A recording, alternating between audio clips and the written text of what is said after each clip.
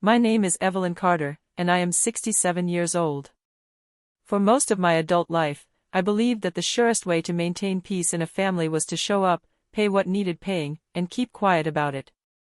I thought that if I handled the unglamorous parts, the property taxes, the leaking roof, the funeral costs, people would remember. I thought they would understand that love sometimes looks like receipts instead of warm hugs. I was wrong, of course. I didn't realize how wrong until the day I sat at my sister's dining table, watching my nieces and nephews argue over who deserved the biggest share of the family estate, my parents' old farmhouse, a stretch of wooded land behind it, and the last bit of money left in their account. No one looked at me. No one asked what I thought. No one even acknowledged the fact that I had been the one paying the taxes on that property for the last 23 years. They talked about the land as if it were theirs by some divine right, as if it had simply stood there in perfect condition because the universe willed it so. They counted shares, scribbled numbers, and made bold claims. And I sat there, quiet, sipping cold coffee, realizing something unsettling: they had forgotten. Or worse, they had chosen to forget. But before the betrayal took shape, before truth and confrontation and justice shook us all awake, my life was simple. Peaceful, even. I lived in a small cottage not far from the old family property, working part-time at the library and spending my evenings tending to my garden. My only extravagance was a thick leather folder where I stored every tax receipt, repair bill, and legal document tied to the estate. That folder would eventually become my sword. But at the beginning, it was simply a habit, a humble archive of a life spent doing what I believed was right. Back then, I believed family loyalty was as solid as oak. I didn't yet know that even oak can rot from the inside. And I certainly didn't know that the moment my sister passed, her children, grown adults, all of them, would circle like vultures around property they hadn't lifted a finger to maintain. But the first crack in the facade came quietly, the way most tragedies do. A half-sentence, spoken carelessly, revealing everything I needed to know. "Once we sell the land," my nephew said, "we'll all walk away with a decent amount. It's about time we got something out of it." We all got something out of it. I remember folding my hands in my lap, feeling a sudden, sharp coldness settle in my stomach. Something was coming. And I wasn't sure my family was ready for the truth. The real blow came 3 days after the so-called family meeting. I had gone home feeling uneasy but still hopeful that reason might prevail if I spoke clearly enough. I told myself they were just grieving, that money made people speak clumsily, that my decades of responsibility would count for something once the dust settled. But the phone call changed that. My niece, Lily, the eldest, called with a tone that was strangely bright, almost rehearsed. "Aunt Evelyn, we've talked it over," she said. "And we've decided it's best if we move forward with selling the property. Since you don't really use the land, we figure you won't mind signing off on your portion. We'll send the documents tomorrow." I sat there holding the phone, stunned silent for a moment. "My portion?" I finally said. "Do you know who's been paying the taxes?" There was a pause, short, uncomfortable, but telling. Then she answered with a sugar-coated dismissiveness that made my heart sink. "Oh, well, yes, you covered some of them, but we all sort of contributed over the years. It's hard to remember exactly who did what." I could have laughed if the lie hadn't been so bold. I had the records. I always had the records. 23 years of payments. Every receipt. Every check tied to my bank account. "I paid them all," I said quietly. "Every single year since your grandmother died." "Well," she said, exhaling sharply, "that doesn't change the fact that the property legally belongs to all of us. So, to keep things simple, we've decided shares will be equal. We've decided." As if I were a spectator instead of the one who'd kept that property alive. Then, as though she were offering me a consolation prize instead of an insult, she added, "You'll still get a nice payout. That's something, right? Something. Something." That single word lit a fire in me. Not anger, at least not the chaotic kind, but a cold, clarifying heat. The kind that makes a person see the world with perfect sharpness. When I hung up, I walked straight to the cabinet where I kept my leather folder. I opened it on the kitchen table, leafing through the years of documentation. The receipts were yellowing but perfectly legible. Property tax stubs, contractor bills, proof of repairs, notarized statements, bank withdrawals, emails. Evidence doesn't age the way memories do. Evidence doesn't forget. People forget. Especially when forgetting benefits them. I placed my hand flat on the stack of documents. If they wanted a fight over truth, I was ready. If they wanted a division of the estate, they were about to discover what happens when the quiet ones stop staying quiet. They had betrayed not just my trust but my labor, my sacrifice. And I was done being invisible. I grew up on that land, every acre of it shaped who I became. My father, a stubborn but fair man, used to say, "Land is responsibility. The minute you forget that, you don't deserve it." He taught me how to repair fences, dig drainage trenches, and calculate property tax assessments before I ever learned how to balance a checkbook. He believed in stewardship, not entitlement. My sister, Margaret, was different. She was younger than me by 10 years, bright and charming, always with one foot out the door chasing something bigger than our quiet rural life. She married young, had children early, and rarely returned except for holidays. I was the one who stayed. The one who cared for our aging parents. The one who handled the paperwork and hospital forms. The one who moved into the old farmhouse for 6 straight months after our mother fell and broke her hip. When our parents passed, first my mother, then my father 5 years later, the property was left jointly to me and Margaret. My sister didn't want it, she wanted freedom from responsibility. So, unofficially but undeniably, I took over. She said, "You handle it, Eve. You're better with all that." And so I did. When she passed away last year, I expected her children would ask questions, maybe inquire about the state of the land. Instead, they appeared only after hearing rumors of its rising value. Their motives weren't hard to understand. People who never learned responsibility often turned to entitlement instead. Even still, I never imagined they'd rewrite history so boldly. Looking back, the warning signs were always there. The unreturned phone calls. The dismissive remarks about me being too old-fashioned for modern financial decisions. The way they only reached out when they needed something, advice, help, money. But blood blinds us. We see what we want to see. And I had chosen to see family. Now, though, I saw clearly. They weren't villains, just people who had grown accustomed to convenience. People who had never once been told no, people who thought responsibility was optional but inheritance was guaranteed. They didn't know who they were dealing with. Not because I was dangerous, but because I was prepared. My leather folder was no longer just a habit. It was my shield. And if they pushed me, it would become my weapon. The next morning, the envelope arrived just as Lily had promised. It was thick, stuffed with printed pages that were meant to intimidate, transfer agreements, signatures lines, and a cover letter from a lawyer I had never met. I set it on my dining table without opening it. I already knew what it said. People in a hurry to claim what is not theirs are remarkably predictable. Instead, I turned my attention to something far more important. Verification. Documentation. Preparation. I pulled my leather folder from its drawer and began laying out the contents in chronological order. 23 years of responsibility, stacked neatly in rows across my dining room table, spanning the entire surface like a woven tapestry of truth. Property tax receipts from every year since my father passed. Bank statements confirming the withdrawals. A binder of email exchanges between me and the county clerk.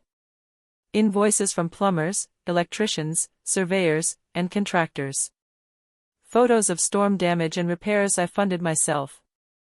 I even found an old handwritten note from my sister, dated 12 years earlier, thanking me for handling everything with the property, as always. A simple sentence, but a damning one. Then I did something I hadn't done in years. I drove to the county records office. The clerk, a woman named Teresa, recognized me immediately. She'd processed my payments year after year.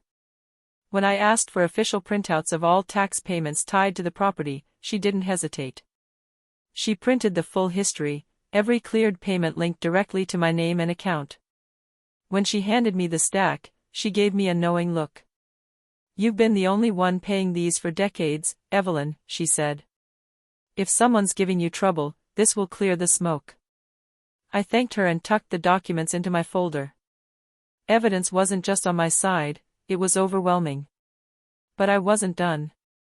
I visited the attorney who had once helped me with the estate after my father's death. A quiet, steady man named Harold. I explained the situation, and he listened with that stillness lawyers have when they're assembling pieces in their mind. When I finished, he leaned back in his chair. "Legally speaking," he said, "they cannot force a sale without your consent. And given that you've paid all carrying costs on the property, you have a very strong equitable claim to majority ownership. Even though the will listed us jointly?" I asked. "Joint legal ownership," he said, "does not erase financial contribution. Judges consider fairness. If you carry the burden, you earn a larger share. Sometimes even full claim." Full claim. I hadn't expected that. I didn't need full ownership. I only wanted fairness, recognition of the truth. He drafted a formal response for me to send to Lily's attorney. Calm, factual, precise. It included the full financial record and a statement that I would not sign anything until each party's contribution was formally acknowledged. As I drove home, a quiet certainty settled over me. Not gloating. Not anger. Just clarity. They had underestimated me. They had forgotten what quiet people are capable of when pushed. But I hadn't forgotten anything. That night, I slept better than I had in months. The truth was no longer buried in a folder. It was awake, alive, and ready to speak. The unraveling began not with a phone call, but with silence. 2 days passed. No messages. No emails. Nothing from Lily or her siblings. Nothing from their lawyer. No sudden accusations or defensive explanations. Just a heavy quiet that told me one thing: they were regrouping. And then, on the morning of the third day, an email arrived. Not from Lily, but from her brother, James, the one who rarely spoke but always watched. His message was short: "Aunt Evelyn, can we talk? In person. It's important." I agreed, though I already knew what was coming. He arrived at my home that afternoon. He looked tired, not angry, tired in the way people do when the truth has cornered them.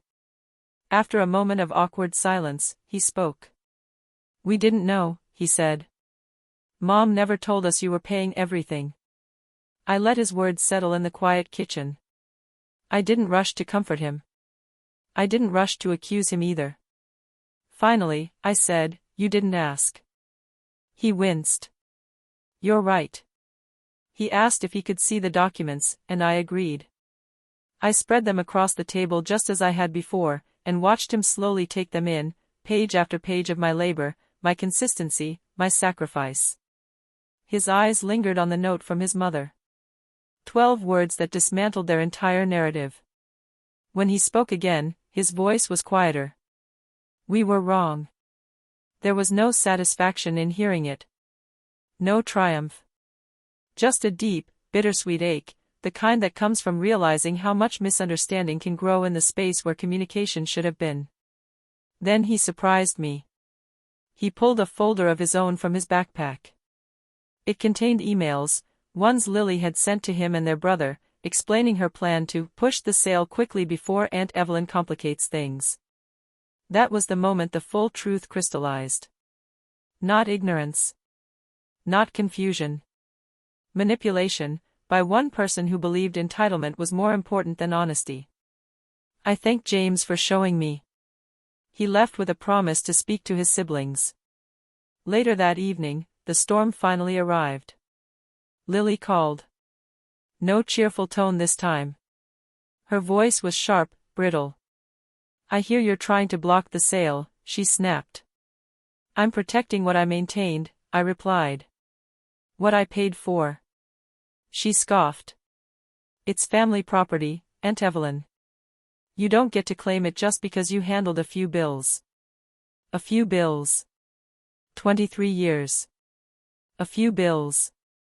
I told her I had consulted an attorney. I told her I had the full financial record. I told her I had seen her emails. Silence. Then the sound of her breath catching, anger or fear, I couldn't tell. You're ruining everything, she said. No, I answered calmly. I'm correcting everything. She hung up without another word. The truth had surfaced. And now the confrontation was inevitable. The confrontation took place at the old farmhouse, fitting, in a way. The place where everything had begun, where my memories were rooted as deeply as the pines behind it. Lily insisted on meeting there, perhaps believing the setting would sway me. But I stepped inside with steady steps, carrying my folder like a quiet testament. She was already seated at the dining table, arms folded, jaw tight. Her brothers stood nearby, watching us both. I sat across from her. No raised voice. No theatrics. Just calm truth. Before we talk, I said, placing the folder between us, I want to make one thing clear. I'm not here to fight. I'm here to clarify.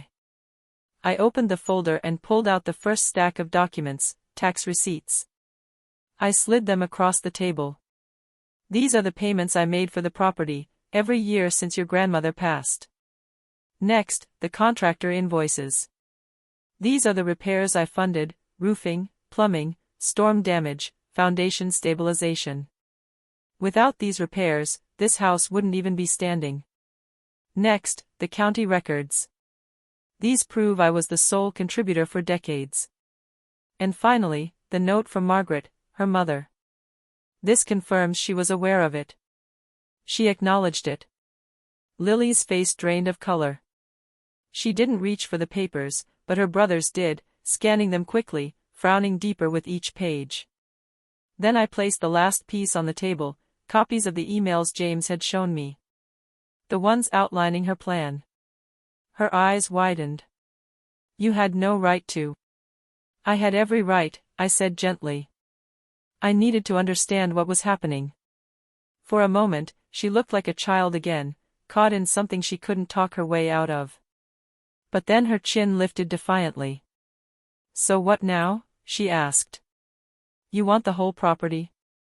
I want fairness, I said.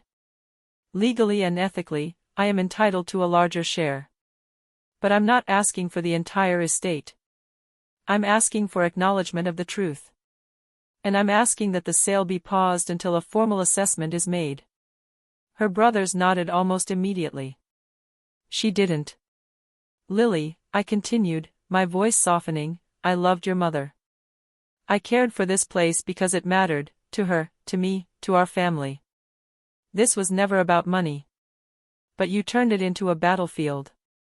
Her eyes glistened, but she blinked the tears away. I thought, she hesitated. I thought you wouldn't fight me. I held her gaze. That was your mistake.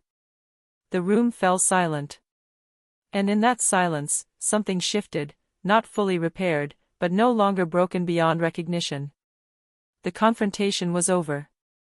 The truth had been spoken. Now came the consequences. The aftermath unfolded in a series of quiet but decisive steps. Within 2 weeks, a formal mediator was assigned to the estate. I presented all documentation, neatly organized and chronologically dated. The siblings presented nothing except their signatures and a newfound willingness to cooperate. The mediator's conclusion was clear: my financial contributions were not just significant, they were foundational. Without them, the property would have been seized years ago. Legally, I was entitled to majority ownership. Ethically, the mediator concluded, I deserved full discretion over what happened next. Lily's face went pale when she heard the recommendation. Her brothers accepted it with quiet resignation, even relief, but she struggled. Entitlement rarely dissolves without a fight, but truth has a way of eroding even the most stubborn narratives. A week later, I made my decision. I called a family meeting, this time at my home, on my terms. When they arrived, I served tea and sat with them at the kitchen table. "I'm not taking the whole property," I said. "I don't want that. But I will retain controlling interest. You will each receive a small, fair share based on legal guidelines. The rest stays with me." They were silent for a long moment. Then James nodded gratefully. Their younger brother agreed. Lily swallowed hard. "Why?" she whispered. "After everything, why still give us anything?" "Because anger doesn't build futures," I said. "And revenge, when done right, is simply truth delivered calmly. You needed to learn the consequences of ignoring responsibility. Now you have. I wasn't cruel. I wasn't vindictive. But I was firm. After adjusting the estate, I arranged for necessary repairs and ensured the property taxes were prepaid for several years. I even added the siblings to a quarterly update list, purely informational, but symbolic of transparency. The sale they once pushed for didn't happen. Instead, I leased part of the land to a local conservation group, turning it into a protected woodland preserve. The lease funds covered the remaining upkeep. My quiet revenge was complete. Not through anger, but through truth. Not through punishment, but through clarity. And slowly, over months, not days, the tension eased. Apologies came, some clumsy, some sincere. Even from Lily. Especially from Lily. Now, at 67, I walk the woodland path behind the farmhouse with a sense of peace I haven't felt in years. The tall pines sway above me, whispering old stories, the kind my father used to tell about responsibility, legacy, and the weight of keeping what matters alive. I think often about the confrontation, the documents spread across the table, the shocked faces of the people I once believed would always understand me. I think about the years of silence, the heavy lifting, the quiet sacrifices. And I think about how close I came to losing myself in resentment. But in the end, truth didn't just protect the estate. It protected my sense of self. Justice didn't roar. It whispered.